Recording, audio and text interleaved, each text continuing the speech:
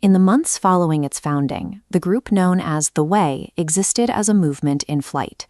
They lacked political standing, possessed no institutional defenses, and lived under the constant threat of total erasure.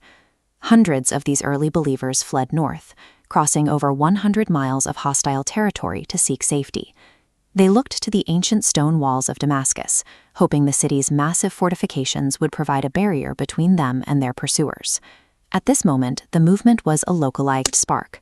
A single coordinated strike against this refugee community in Damascus would likely have extinguished the group before it ever reached a global audience. That strike was being led by Saul of Tarsus. Saul operated as a sanctioned enforcer, carrying the legal authority of the religious establishment to act as a lethal bounty hunter against the sect. He traveled with extradition letters signed by the high priest in Jerusalem. These warrants granted him the power to cross provincial borders, enter private homes, and drag members of the Way back to Jerusalem in chains. Saul's reputation for brutality preceded him.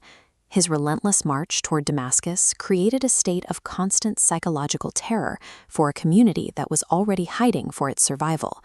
The stakes were absolute. If Saul successfully breached the gates of Damascus, the most significant safe haven for these early believers would be liquidated.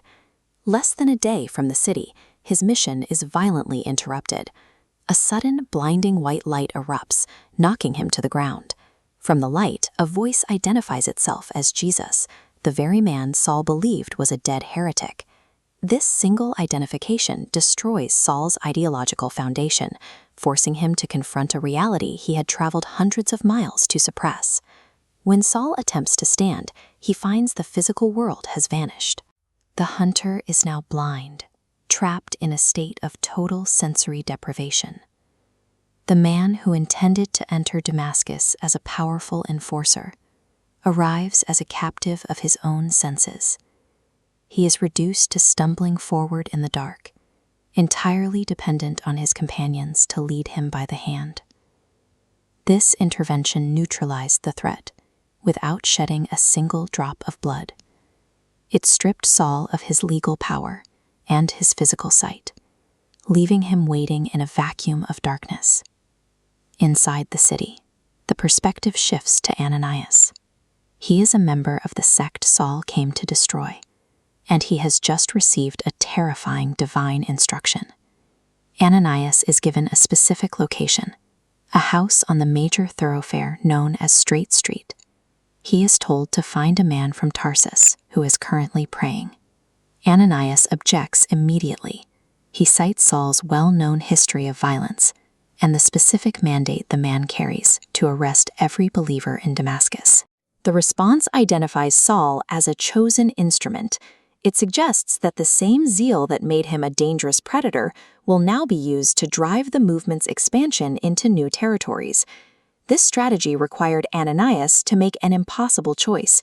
He had to leave his place of safety and walk directly toward the man sent to kill him. Ananias finds the house and enters the room where Saul is waiting. For the first time, the hunter and intended victim are standing within reach of one another. Instead of seeking retribution, Ananias places his hands on Saul's shoulders and calls him brother.